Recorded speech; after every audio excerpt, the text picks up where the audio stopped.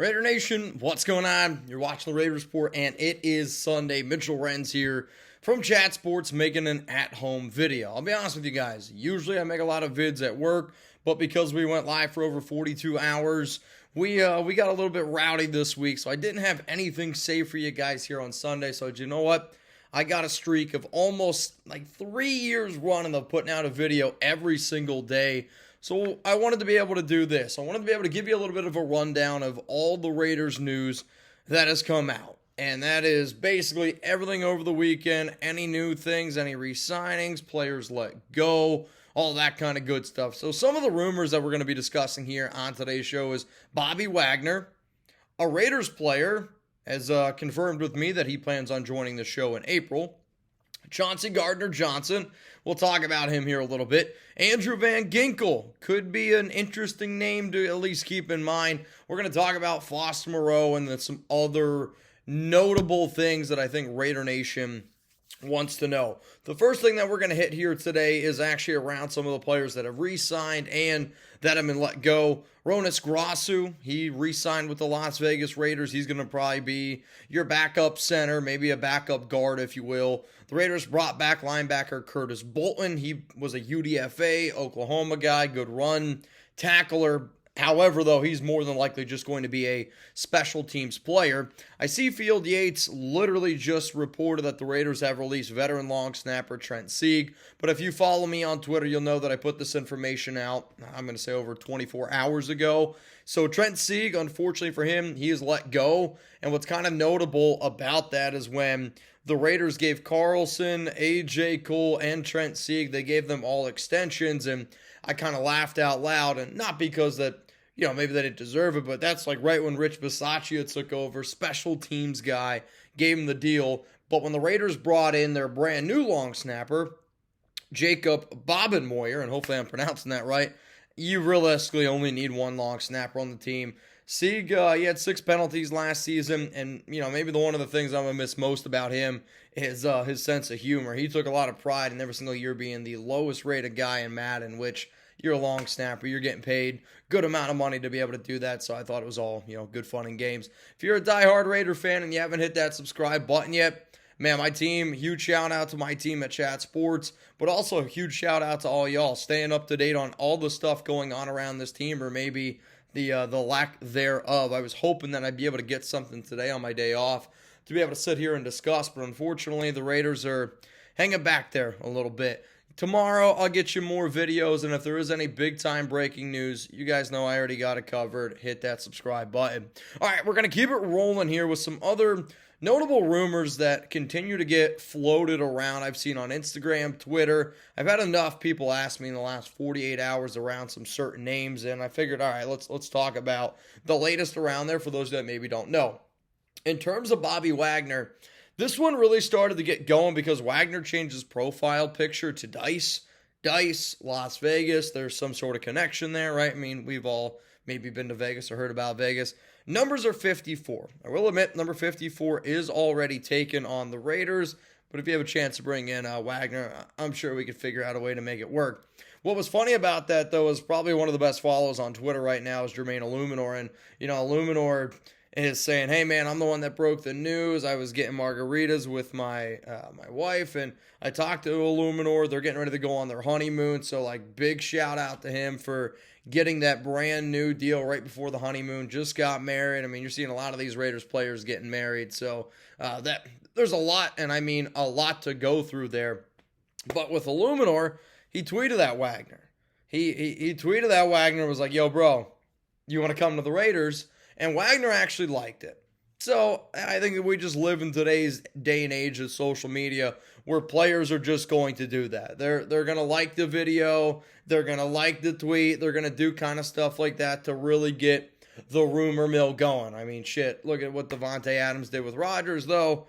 It did sound like Rodgers actually wanted to be a Raider. It just the Raiders ended up saying no to that. Let's go to the next story here, and it's around Chauncey Gardner-Johnson. And before I get into it, I do got a question from the nation out there. Let's say tomorrow you got a magic genie, right? It's getting kind of weird, Mitch. What do you want me to rub? I want you to say this. You get one wish. You can either get Bobby Wagner or you can get Chauncey Gardner-Johnson. If you want Bobby Wagner, I want you to type BW down in the comments. If you want Gardner-Johnson, I want you to give me a GJ. Now let's go talk about Gardner here, because I know when I turn on the tape, he's a super versatile player, and he would be a really good fit here with what Patrick Graham is trying to do. He'd be a good fit on a lot of defenses for the simple fact of he is such a versatile guy. He was more of a safety when he was with New Orleans, last season with the Philadelphia Eagles, cornerback, and I know the Raiders want to have some of that continuity, so you could have Marcus Epps, who the Raiders, from what I understand, they like him a lot. I'll discuss him a little bit more here in a few minutes.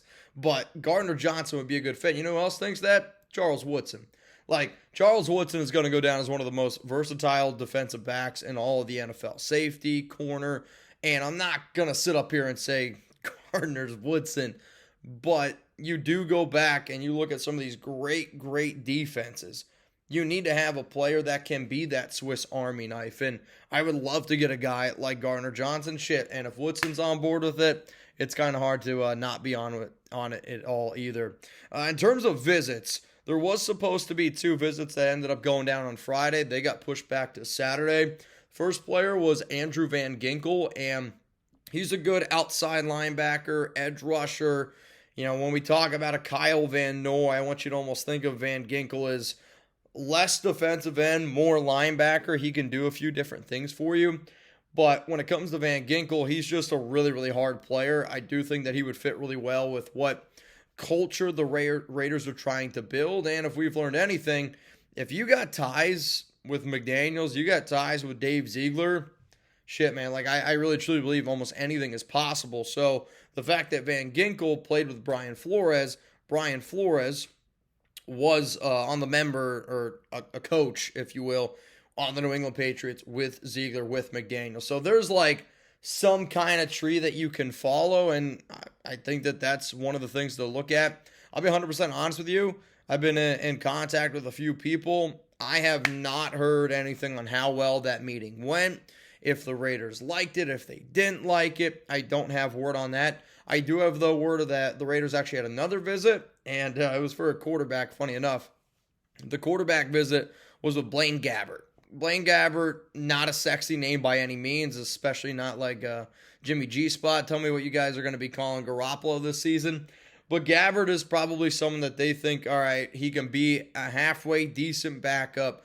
You don't want Garoppolo to go down. I think everybody knows that deep down. You don't want Jimmy G to go down. But as it stands right now, you got Garoppolo, and then your next closest quarterback is Chase Garbers. I know the Raiders are confident in Garoppolo. I get that. However, you do have to be able to look between the lines and say, all right, this has been a quarterback who has really struggled in his career trying to stay healthy. So will the Raiders decide to keep him? Will they? How could they end up going forward with him? In terms of Gabbert, though, I don't think by them bringing in Gabbert means that they don't draft a quarterback. I still think that this team does end up taking a QB. Whether they take a QB early or whether they take a QB late, I do really think what the Carolina Panthers do at pick number 1 determines that. There was a report that came out, I want to say 24 hours ago, that the Raiders could take a QB that would shock people.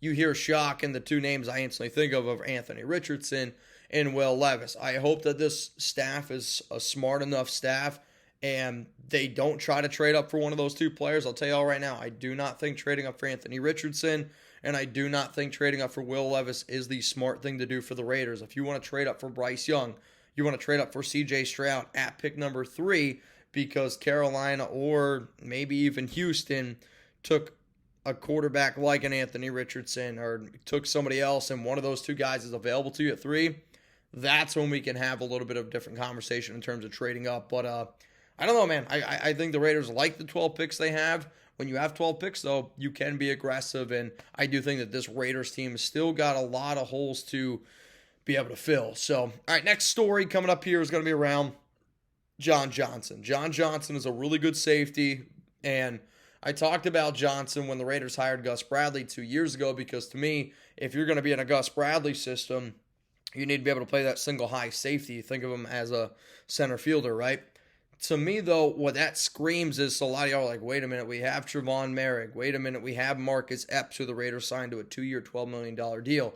Yes, you are 100% right in that. But one of the things that I have been talking about on the Raiders report for, the past few days is I actually think that Marcus Epps could play this like box safety style of role, and the Raiders have been looking for this type of player for quite some time. Yes, they're different regimes, but you are starting to see a lot of these NFL teams incorporate this box safety kind of hybrid linebacker because of just how fast a lot of these NFL teams are going. On top of that, we've seen the safety market be lower, where Tremaine Edmunds is a phenomenal player, but he got a stupid amount of money. And I know linebackers don't always get that much money either, but if you are looking for a undersized linebacker that can run like a safety, you're starting to see these box guys, and I think that's where Marcus Epps comes into play. So, Mitch, where exactly are you going with this? I got you.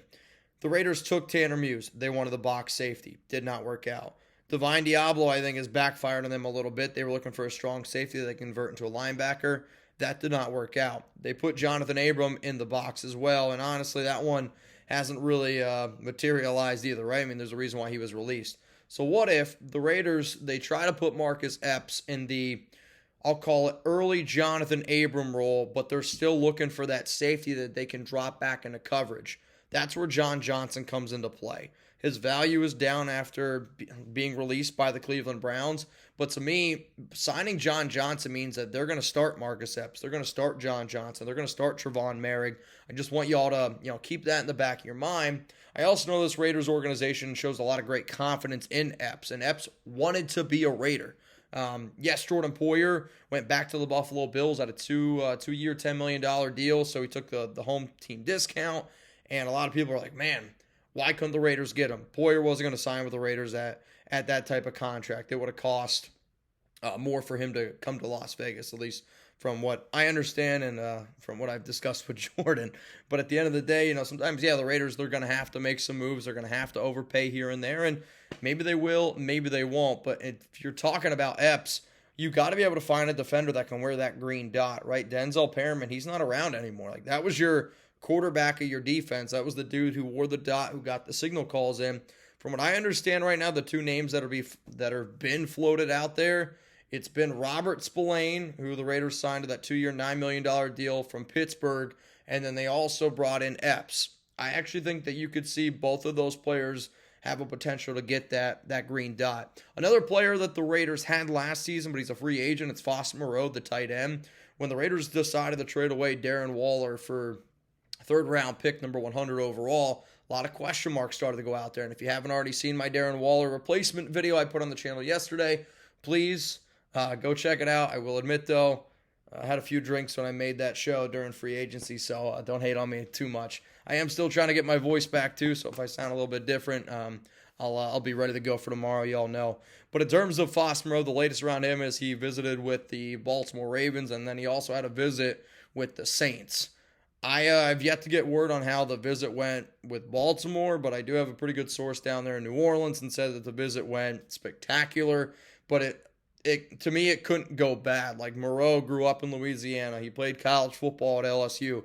His buddy Derek Carr's there. He also knows that the Saints need a freaking tight end. Every team that Carr's ever played on, they've had a tight end. So I would imagine that Foster probably ends up going there instead of playing second fiddle to Mark Andrews in Baltimore. Or maybe there's another team that offers him the bag. But if it's a very close market, I do actually think Foster Moreau goes down to the New Orleans Saints. So I would say this, as it stands right now, if my math is correct, and please forgive me, I've been hustling, but then over the past 2 days, I told Alex, hey, if no breaking news happens, my concentration is totally on you guys. So we'll see what ultimately ends up going there. But when you see some of the stuff that has happened here, when you see some of the stuff that is being thrown around out there, the Raiders, I already said Grossu, Bolton, I believe they're at 61 players, okay?